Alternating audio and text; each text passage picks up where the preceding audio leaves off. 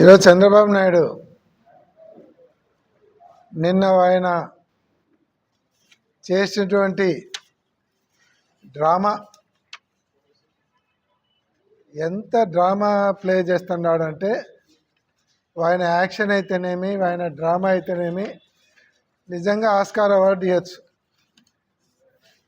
చంద్రబాబు నాయుడు గారికి Oscar award ఇవ్వాలని మేము కూడా రికమెండ్ చేస్తాం.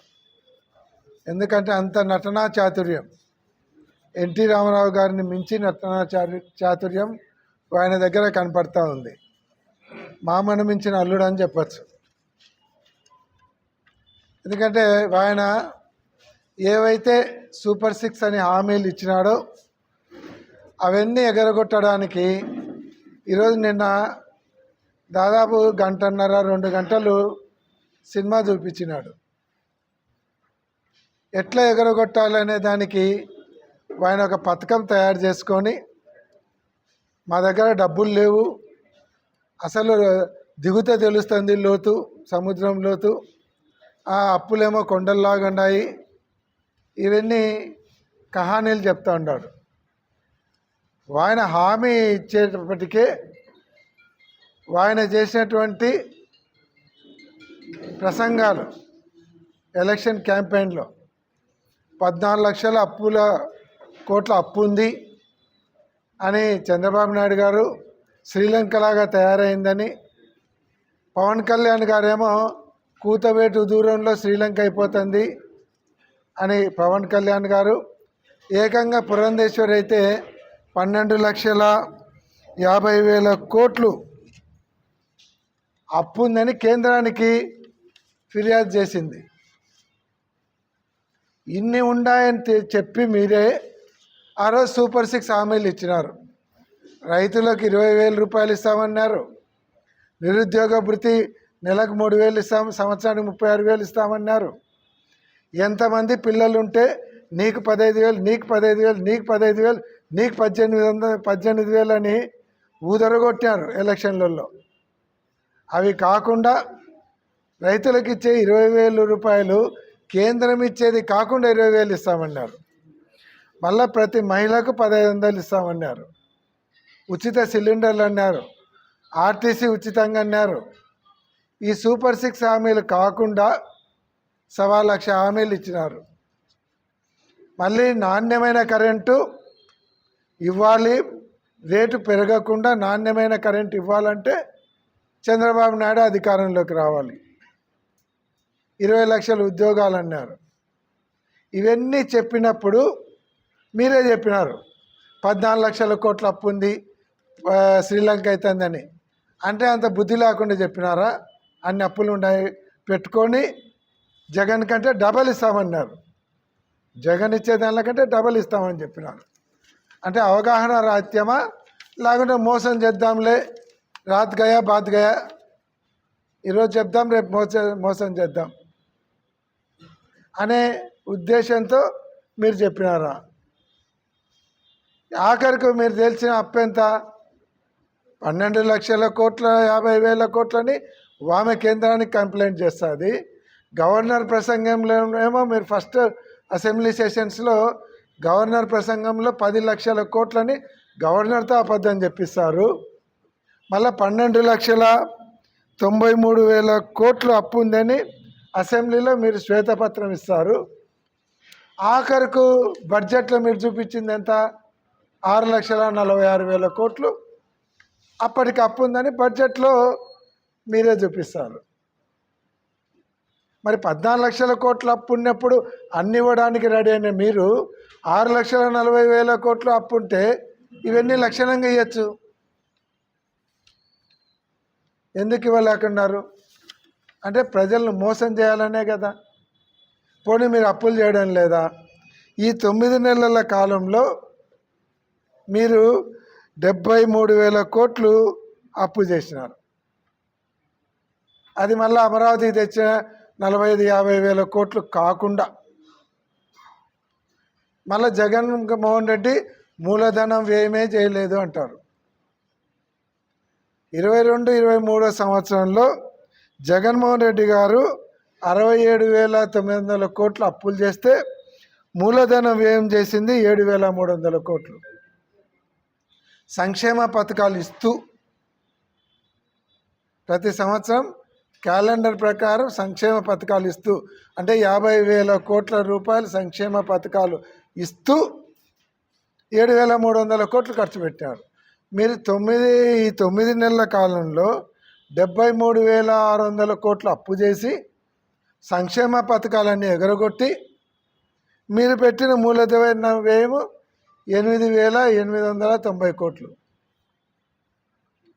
మరి మీ అనుభవంతో పొడిచింది ఏంది? మీరు పెట్టింది 1,000 కోట్లు ఎక్కువ పెట్టినారు మూలధన వ్యయం, 10,000 కోట్లు అప్పు ఎక్కువ చేసి ఒక్క సంక్షేమ కార్యక్రమం ఇవ్వకుండా. ఇది మీరు వెలగబెట్టినటువంటి ఘనకార్యం. ఈరోజు రాష్ట్ర ప్రజల్ని ఏ రకంగా మోసం చేయాలి, ఆ మోసం చేయడంలో మళ్ళీ మా తప్పు కాదు, తప్పంతా జగన్మోహన్ రెడ్డి గారు మాకు అప్పు పుట్టకుండా చేసినాడు, జీరో అప్పు చేసినాడని. అసలు 2019 నాటికి వైఎస్ కాంగ్రెస్ పార్టీ అధికారంలోకి వచ్చేసరికి ఆ రోజుకే జీరో అప్పులు ఉన్నాయి. 31,085 కోట్ల రూపాయలు ఆ రోజుకు మనకిచ్చిన పర్మిషన్ కంటే మీరు అప్పు ఎక్కువ చేసినందుకు కారణంగా జగన్మోహన్ రెడ్డి గారికి ఈ ప్రభుత్వానికి రావాల్సిన 5 సంవత్సరాలలో కేంద్ర ప్రభుత్వం నుంచి రావాల్సినటువంటి అప్పులలో 17,000 కోట్లు కోత విధించినారు. ఎందుకు?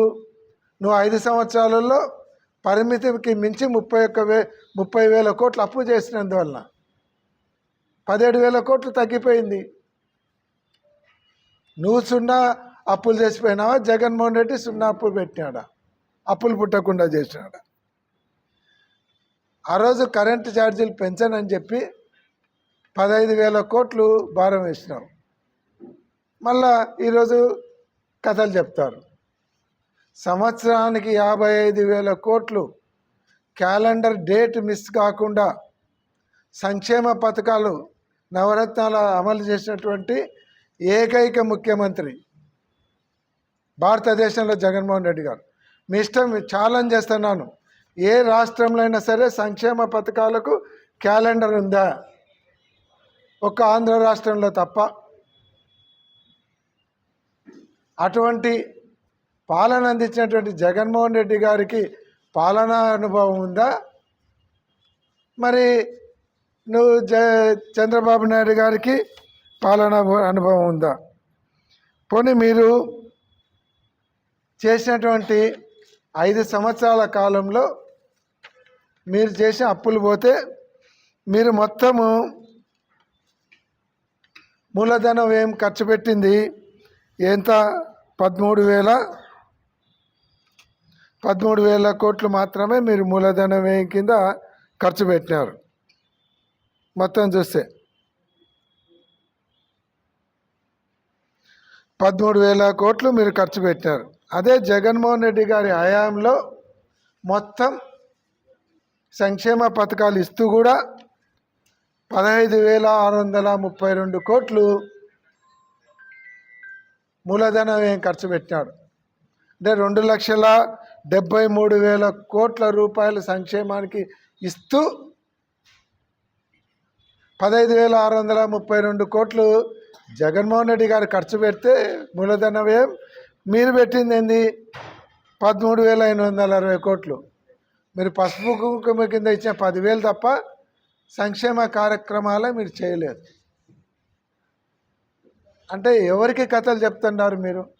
ఎవరిని మోసం చేయడానికి జిమ్మిక్కులు చేస్తున్నారు?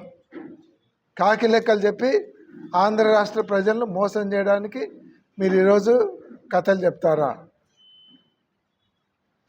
మీరు చేసినటువంటి ఈరోజు పోర్ట్లు ప్రైవేట్ పరం చేస్తున్నారు, మెడికల్ కాలేజీలు ప్రైవేట్ వాళ్ళకి ఇస్తున్నారు. జగన్మోహన్ రెడ్డి గారు 17 మెడికల్ కాలేజీలు తీసుకొని వచ్చి దానిలను 1,000 కోట్లు ఖర్చు పెట్టి పూర్తి చేసే సమయానికి సీట్లు కూడా వద్దని దానిలను ప్రైవేట్ పరం చేస్తున్నారు. కావాల్సిన వాళ్ళకి ఇచ్చుకోనికి ఈ కథలన్నీ చెప్తున్నారు. ఏదన్నంటే అమరావతి మీద ఖర్చు పెడుతున్నాం అంటారు. అమరావతి మీద ఏం ఖర్చు పెడతారు మీరు? ఇంతవరకు అమరావతికి మీరు ఒక రూపాయి ఖర్చు పెట్టలే. అమరావతికి ఈ రోజు వరకు కూడా ఒక టెండర్ పిలిచినారు అంతే. ఒక బిల్లు, ఒక 10,000 రూపాయలు బిల్లు ఇవ్వలే. 73,000 కోట్లు అప్పు చేసినారు. అమరావతికి అప్పు తెచ్చినారు, కానీ ఒక సంక్షేమ పథకం ఇయ్యరు. అమ్మఒడి ఇయ్యరు, అమ్మకు వందనం ఇయ్యరు, రైతులకు ఇయ్యరు, ఒక సిలిండర్ ఇచ్చి దులిపేసుకున్నారు. నువ్వు 1,000 రూపాయలు చంద్రబాబు నాయుడు గారు పెన్షన్ ఇచ్చేటప్పుడు జగన్మోహన్ రెడ్డి గారు టైంలో 3,000 ఇచ్చినాడు. నువ్వు 3,000 4,000 చేసినావు. అదొక్కటి ఇస్తున్నారు.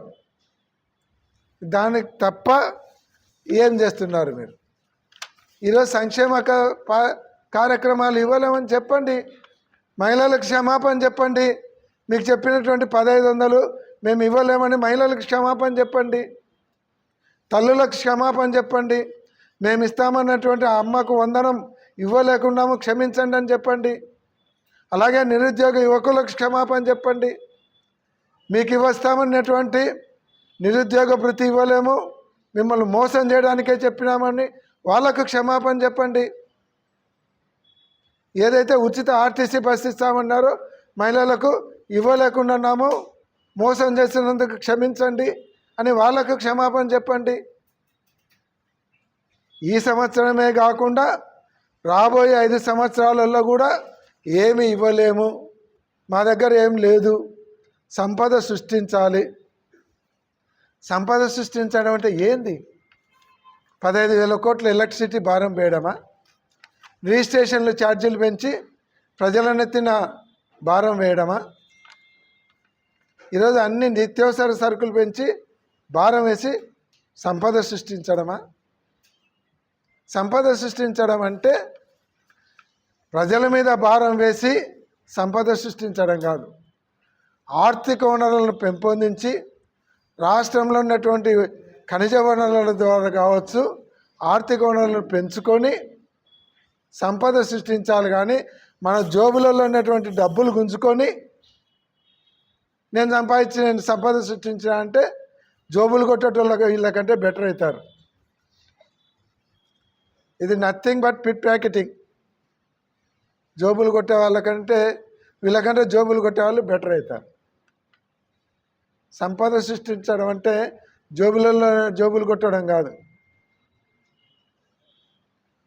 ఈరోజు చంద్రబాబు నాయుడు గారు మహిళలకైతేనేమి, తల్లులకైతేనేమి, యువతకైతేనేమి, రైతులకైతేనేమి అందరికీ కూడా బేషరతుగా క్షమాపణ చెప్పాలి. అధికారంలోకి రావడానికి మీకు మోసగించినాము, మీకు మోసపు మాటలు చెప్పినాం, మీరు అమాయకంగా నమ్మి మోసపోయినారు. ఇవన్నీ ఇవ్వలేము, చేత కాదు, ఒక జగన్మోహన్ రెడ్డి గారు ఇవ్వగలిగినారు, మాకంత సామర్థ్యం లేదు, ఇవ్వలేము అని బేషరతుగా క్షమాపణ చెప్పండి. అప్పుడు ప్రజలు మిమ్మల్ని క్షమిస్తారు తప్ప ఎగరగొట్టడానికి, ఇంకా ప్రజలను మోసం చేయడానికి. జగన్మోహన్ రెడ్డి గారి గవర్నమెంట్లో అప్పుడు అప్పులు ఎక్కువ చేసినాడు. మీరు నిర్వాహకం ఏముంది ఆడ? జగన్మోహన్ రెడ్డి గారు గవర్నమెంట్ వచ్చేసరికి 3,30,000 కోట్లు మీరు అప్పు చేసినారు. అప్పటికే అప్పునే అది. విభజన సమయానికి 1,30,000 కోట్ల అప్పు ఉంటే నీ 5 సంవత్సరాలు వచ్చేసరికి 3,50,000 కోట్లకు అప్పు చేసినారు. జగన్మోహన్ రెడ్డి గారు దిగిపోయే నాటికి 2,73,000 కోట్లు సంక్షేమ పథకాలు ఇస్తూ ఆయన టయానికి 6,46,000 కోట్లు అప్పు అయింది. మెడికల్ కాలేజీలు కట్టినారు, హాస్పిటల్ను నాడు నేడులో డెవలప్ చేసినాడు, స్కూళ్ళు డెవలప్ చేసినాడు, పోలవరాన్ని ముందర తీసుకుపోయినాడు, ఇరిగేషన్ ప్రాజెక్టులకు ఖర్చు పెట్టారు, రోడ్లకు ఖర్చు పెట్టాడు. ఇన్ని చేస్తే కూడా 3,00,000 కోట్లు అప్పు చేసినాడు. నువ్వు 2,80,000 కోట్లు అప్పు చేసినావు ఏమి ఇవ్వకుండా. ఇవన్నీ చెప్పారు లెక్కలు. ప్రజలను మోసగించడానికి ఒక ఇది స్క్రీన్ మీద ప్లే చేస్తావు ప్రజెంటేషను. వీళ్ళు మామూలుగా ఇంతకుముందు చైన్ ఫైనాన్స్ వాళ్ళు చేర్చండి. ప్రజలను మోసం చేయడానికి. ఇంత ఫైనాన్స్ మీరు ఇంతమందిని జరిపించే ఇంత కమిషన్ వచ్చా అని స్క్రీన్ మీద చూపించి అవన్నీ ఒక పుల్ల తీసుకొని ఇది అని లెక్కలు చెప్తావు అమాయకంగా ప్రజలను మోసం చేయడానికి. ఆడ నీ కోటరీని కూర్చోబెట్టుకుంటావు. ఒక విలేకరు అడిగినాడు, మీరు ఎలక్ట్రిసిటీ ఛార్జీలు పెంచకుండా నాణ్యమైన కరెంట్ ఇస్తాను కదని ఎలక్ట్రిసిటీ ఒక విలేకరు అడిగితే నేను ఎప్పుడు చెప్పినాను? నువ్వు చెప్తున్నావు నాకు, నువ్వు చెప్తే చేయాలన్నా అన్నాడు. మరి ఈయన మీటింగ్లలో చెప్పినదాన్ని రికార్డు కూడా ప్లే చేసి చూపించినారు. ఎవరిని మోసం చేస్తారు? ఈ రకంగా మళ్ళీ అబద్ధాలు చెప్పి మళ్ళీ ప్రజలను మోసం చేసి జగన్మోహన్ రెడ్డి మీద నిందేసి ఇప్పుడే ఈ సంవత్సరమే కాదు రాబోయే 5 సంవత్సరాలు కూడా మీరు ఇంతే మీ పరిస్థితి అని అగమ్య గోచరంలోకి వాళ్ళని తోయడానికి మీరు చంద్రబాబు నాయుడు గారు కుట్ర పన్నుతున్నారు. ఈరోజు కూడా మేము చంద్రబాబు నాయుడు గారిని, పవన్ కళ్యాణ్ గారిని, కూటమి పార్టీలను అన్నిటినీ డిమాండ్ చేస్తున్నాం. మహిళలకైతేనేమి, యువతకైతేనేమి, రైతులకైతేనేమి, ఆంధ్ర రాష్ట్ర ప్రజలందరినీ మోసం చేసేందుకు బేషరతుగా క్షమాపణ చెప్పాలని డిమాండ్ చేస్తున్నాం.